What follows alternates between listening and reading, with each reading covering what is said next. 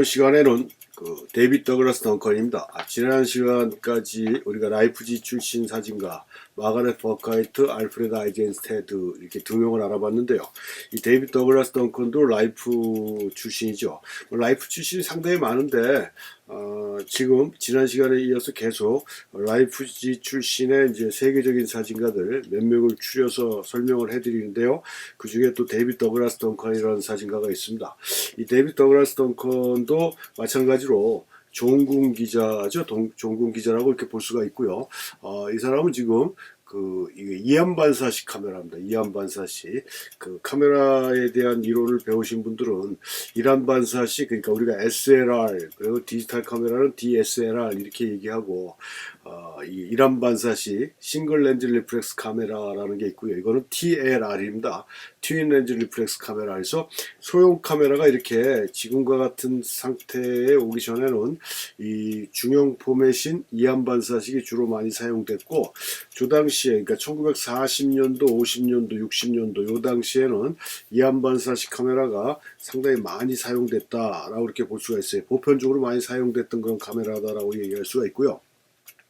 이 데이빗 더글라스 덩컨은 종군 기자인데 상당히 오래 삽니다. 이게 제가 다른 사진가 설명하다가 말씀을 드렸는지 몰라도 이 종군 기자들의 평균 수명이 40대 중후반 정도 되거든요. 평균적으로 따지면요. 뭐 이제 전쟁터라든가 이렇게 굉장히 악조건 상황에서 목숨을 담보로 사진가로서의 의무나 목적을 달성하기 위해서 작업을 하다 보면 뜻하지 않게 사고사나 뭐 이렇게 해서 죽는 경우가 상당히 많습니다. 그래서 그 사람들의 그런 처절한 몸부림에 의해서 우리가 그 전쟁의 고통이라든가 전쟁의 참담함이라든가 이런 걸 우리가 알 수가 있게 되는 건데, 이 데이빗 더글라스 덩컨은 이 종군 기자 출신이면서도 상당히 오래 산 게 아니라 무지하게 오래 삽니다. 102살까지인가 사는 걸로 알고 있어요. 그래서 하여튼 그렇다고 해서 뭐 이게 작업을 그냥 대충 했냐 그것도 아닌데, 하여튼 장수했던 그런 사진가 중에 한 사람인데, 이 사람은 대학교 때 이 대학 신문사에서 편집자하고 사진가로 이제 일을 했대요. 그러니까 우리나라를 얘기하면 학보사라고 얘기할 수가 있죠. 대학교에 있는 대학 신문 학보사 출신인데 또 국제사진 콘테스트에 사진도 응모해가지고 뭐 입선도 하고 뭐 이렇게 돼서 원래 해양 동물학자가 되고자 했던 그런 꿈을 버리고 전공도 그렇게 했던 걸로 알고 있습니다. 정확한지는 모르겠지만, 하여튼 해양 동물학자가 되려고 했는데 대학에서 이 편집자, 학보사 일을 하면서 사진에 대한 매력에 빠졌고, 또 아리조나 여행하다가 호텔에 불이 난 걸 보고 사진을 찍었는데, 그때 그 사진에 대한 그런 가치나 기록의 특성을 아주 확실하게 알게 됐다라고 얘기를 합니다. 근데 애석하게도 그 당시에 찍었던 필름은 지금 분실해서 존재하지가 않는다고 그러는데요. 그래서 대학 졸업하고 나서는 각종 매체에 사진을 판매해서 아르바이트 정도로 이렇게 작업을 했던 그런 사진가라고 이렇게 볼 수가 있는데, 그래서 하여튼 사진에 굉장한 매력을 느끼고 사진으로 전공과 상관없이 사진으로 전향한 그런 사진가가, 전향한 건 아니지만 사진으로 직업을 선택한 사람이 이 데이빗 더글라스 덩컨이다. 그래서 이 사람은 진주만 공습이, 그러니까 일본이 진주만 공격을 하고 나서 해병대에 합류해서 종군 사진가로 활동을 합니다. 그래서 종군 기자로 활동하다가 그 당시에 찍었던 사진들이 라이프지에 굉장히 높이 평가를 받게 되고, 그래서 라이프지 기자가 되는 거예요. 그래서 이게 지금 데이빗 더글라스 덩컨인데요. 또 이 사람도 특이하게 라이카 바디에다가 니콘 렌즈를 끼고 사용을 했다라고 합니다.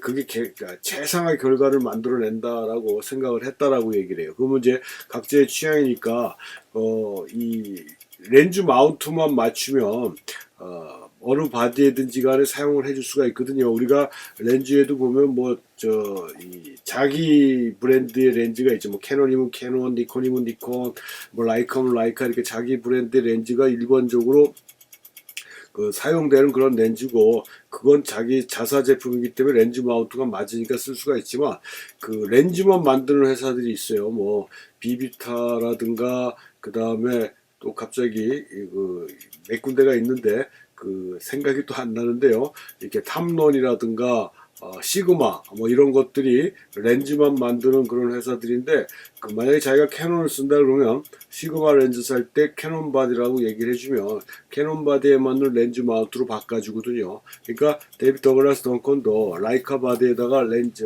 니콘 렌즈를 사용해서 촬영을 했다라는 거죠. 그렇게 맞춰서 사용할 수가 있으니까. 그래갖고 라이프지 기자가 됐다는 소리예요. 사진을 굉장히 높게 평가를 받아갖고, 그래서 라이프지 그 특파원으로, 그러니까 이 사람은 2차 세계대전 때는 그렇게 많은 활동을 하지를 않았죠. 그러니까 뒤늦게 합류를 했기 때문에, 그래서 일본 특파원으로, 그 라이프지 일반 특파원으로 있다가 1950년에 6월 25일 날이죠. 우리나라에 그 한국 전쟁이 일어나지 않습니까?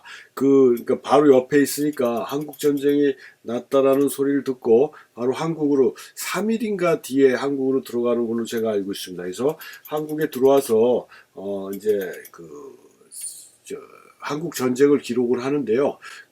이 사람은, 그러니까 전군 기자들도 다 여러 가지 특색이 있어요. 자기들만의 같은 전쟁터에서 작업을 하더라도 자신이 주로 선호하는 그런 테마가 있다는 얘기인데요. 이 데이비드 더글라스 덩컨은 이 군인들이 전쟁터에서 목숨을 걸고 싸움하는 군인들의 그런 인간적인 그 모습, 그러니까 인간적인 고통, 얼마나 힘들겠습니까? 가족 떠나 뭐 처자식 떠나서 전쟁터에서, 그것도 남의 나라에서 뭐 세계 평화라는 큰 슬로건을 가지고 전쟁에 참여를 했지만, 그 전쟁에서 오는 공포라든가, 뭐 저도 뭐 전쟁을 경험해 보지 않은 세대라 정확하게는 모르겠지만, 일단 사진상에서 드러나는 그런 상황들만 보더라도 굉장히 고통이 상당히 심했을 거라는 거는 충분히 상상이 되죠. 그래서 그런 하여튼 군인이지만, 군인이기 전에 한 인간이고 한 가정의 아들이고 또 아버지고 뭐 하는 이런 가족적인 인간적인 관계가 있는 사람들인데, 그래서 그 전쟁터에 참여하고 있는 군인들의 그 인간적인 모습, 특히 인간적인 고통을 담는 그런 형태의 작업으로 이 사람은 전쟁 사진에 그 포커스를 맞췄다라는 얘기예요. 그래서 뭐 이렇게 막 전투 장면, 치열한 장면 뭐 이런 거보다도, 그런 사진이 없는 건 아니지만, 하여튼 미국의 해군이라든가 그다음 한국 군인을 그 주변에서 인간적 고통을 느끼는 군인들의 그런 인간적인 모습을 기록했던 그런 사진가가 이 데이비드 더글라스 덩컨인데, 이 사람이 이 한국 전쟁에서 촬영한 사진을 모아가지고 1951년도에, 그러니까 6.25가 시작되고 1년 정도 지난 시점에서 This is War라는 사진집을 출판하고요. 요게 지금 당시에 출판된 사진집 표지입니다. 데이비드 더글라스 덩컨이라고 써있잖아요.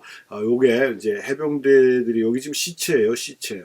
자신들의 아군인지 적군인지 잘 모르겠는데, 하여튼 시체를 지나서 뭐 이렇게 돌격하고 있는 그런 모습, 해병대들의 그런 모습인데요. 뭐 이런 식으로 촬영을 했다라는 얘기고요. 참호에서 휴식을 취하고 있는, 지금 참호에서 휴식을 취하고 있는 군인들의 이런 모습 같은 것도 담았고, 그러니까 아주 로버트 카퍼하고 대비되는 사진인데, 로버트 카퍼는 아주 치열한 전투 장면의 사진들이 상당히 많고, 전쟁의 그런 고통과 아픔이 단적으로 나타난 그런 형태의 작업이라고 보면은, 이 데이비드 더글라스 덩컨은 휴머니즘, 그러니까 인간적인 사랑이라든가 인간적인 고통, 이런 것들이 사진상에 많이 나온다라는 얘기죠. 그래서 한국 전쟁을 당시에 찍었던 사진들, This is War에 포함된 사진도 있을 거고, 그래서 2017년도에 30점을 한국이 기증을 또 하죠. 굉장히, 그러니까 우리나라하고는 아주 밀접한 관계를 가졌던 그런 사진가고요. 그 다음에 이렇게 군인들의 그런 개개인의 그런 추위에 떨고 있고 힘들어하고 있는 모습에 이런 군인의 인간상을 기록했던 그런 사진가가 이 데이비드 더글라스 덩컨이다. 그래서 이게 겨울에 일사후퇴라고 그러죠. 일사후퇴 막 밀어붙이다가 중국 중공군이죠. 당시에는 중공군. 이 중공군이 그 인해 전술로 막 이럴 때 아마 후퇴하는 사진 같아요. 굉장히 추위에 떨고 있고, 그다음에 이건 지금 울고 있는 눈물을 흘리고 있는 이게 소대장인가 그렇다는데요.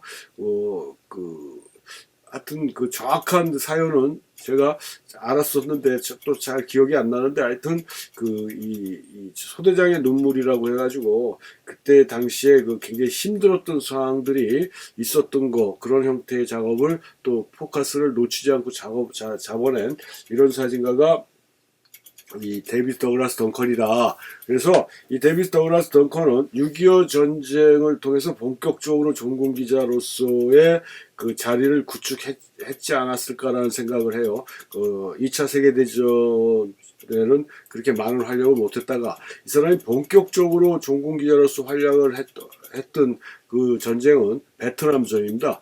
베트남 전쟁에서 아주 굉장한 왕성한 활동을 하고요. 베트남 전쟁을 또 기록한 사진을 모아서 사진집을 내죠.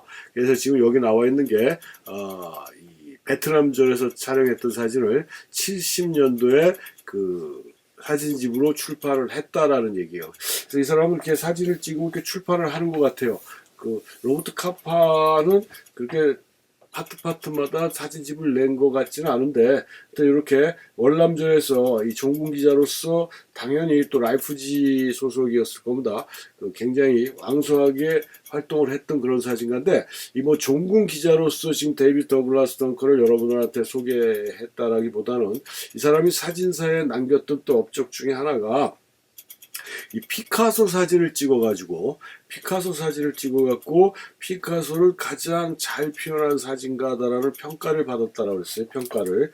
그 이유가, 그러니까 로버트 카파라는, 아직 우리가 지금 로버트 카파에 대한 강의를 제가 안 해드린 것 같은데요. 로버트 카파라는 전쟁 사진가로서의 그 대명사라고 볼 수 있죠. 전쟁 사진하면 로버트 카파하면 전쟁 사진인데, 그러니까 전공 기자로서의 가장 핵심적인 인물이 로버트 카파인데, 이 로버트 카파가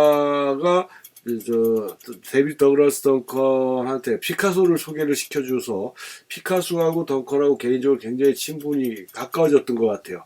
물론 로버트 카파도 피카소하고 굉장히 개인적으로 친분이 강했고, 또 로버트 카파도 피카소의 그런 개인적인 그 사적인 모습의 그 사진을 찍었는데, 데이비드 더글라스 덩컨도 마찬가지로 피카소를 찍어요. 그래서 피카소를 찍은 그 사진집을 또 내거든요.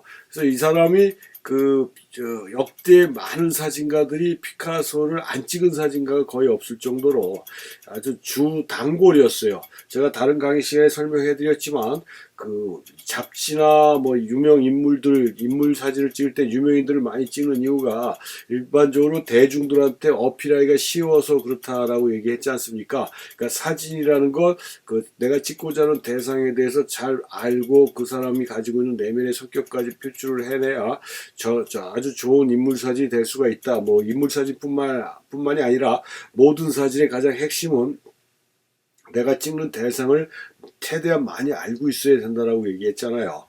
그런 면에서 이 데이비드 더글라스 덩컨이 피카소를 가장 잘 찍은 사진가다라는 평가를 받을 수 있었던 이유는, 다른 사람들은 대부분 워낙 피카소라는 사람이 그 세계적인 아주 대화가였다 보니까 뭐 스케줄도 많고 바쁘고 그래서 잠깐 짬나서 찍는 그런 인물 사진들이 주로 피카소를 찍은 경향들인데, 그래서 아까도 말씀드리다 말았지만 세계적으로 이름난 사진가라고 하면은 피카소를 안 찍어갖고는 유명한 사진가가 아니라고 할 정도로 피카소는 많은 사진가들의 인물 사진 모델이 돼줬던 사람인데, 이 데이비드 더글라스 덩컨이 찍은 피카소 사진이 가장 그래도 잘 표현이 됐다라고 인정을 받았던 이유는, 다른 사람들은 잠깐 짬나는 시간에 인터뷰나 뭐 사진 촬영 약속을 하고 가갖고 몇 시간 찍고 오는 게 전부였지만, 이 데이비드 더글라스 덩컨은 피카소 집에서 같이 몇 달을 숙식을 같이 하면서 같이 생활을 한다는 얘기예요. 그러다 보니까 대화가 피카소라기보단 인간 피카소를 누구보다도 더 잘 알 수가 있었다라는 얘기겠죠. 이 생선도 아주 깔끔하게 지금 뼈만 이렇게 발라먹는 거 보세요. 아주 프로페셔널인데요. 하여튼 인간 피카소, 그 다음에 와이프하고 있는 이런 사적인 모습까지도 아주 인간적인 모습의 그 피카소를 아주 가감없이 잘 다뤘고 잘 표현했다. 그게 우리가 사진에서 가장 핵심이 뭐라고 그랬습니까? 기술이 뛰어난 것도 아니고 내가 찍고자 하는 대상에 대해서 많은 파악을 했을 때 자신이 원하는 표현 효과가 만들어진다라고 얘기를 했어요. 그런 의미에서 이 데이비드 더글라스 덩컨이 피카소 사진을 찍은 사람 중에 가장 잘 찍었다라는 평을 받을 수뿐이 없었던 이유다. 같이 먹고 생활하니까 공적인 입장에서의 피카소를 본 게 아니라 그 다음에 그 사람의 작품 경향으로만 피카소를 파악하는 게 아니고 사적인 인간적인 모습의 피카소라든가 장난기 어린 이런 모습의 이런 피카소, 이런 피카소의 모습을 아주 확실하게 담아냈던 그런 사진가가 이 데이비드 더글라스 덩컨이다. 그래서 그 피카소를 찍은 사진 중에 가장 데이비드 더글라스 덩컨이 잘 찍었다라는 얘기를 듣는다는 얘기입니다. 그래서 하여튼 데이비드 더글라스 덩컨을 강의에 설명을 해드리는 이유가 종군 기자로서 그 다음에 우리나라 한국 전쟁을 기록했던 사진가로서의 그런 인연도 있지만 그 사진을 찍을 때 제가 다른 강의에서도 항상 강조하는 내용인데요. 내가 찍고자 하는 대상을 많이 알아야 알면 알수록 그 대상에 대해서 정확한 표현이나 사진가가 원하는 형태의 이미지를 만들어낼 수 있다. 그런 그 표본을 보여준 사진가가 데이비드 더글라스 덩컨이다 라는 의미에서 오늘 강의를 진행했던 겁니다. 그런 점들을 이해하시고 이 데이비드 더글라스 덩컨에 대한 사항을 이해하셨으면 좋겠습니다.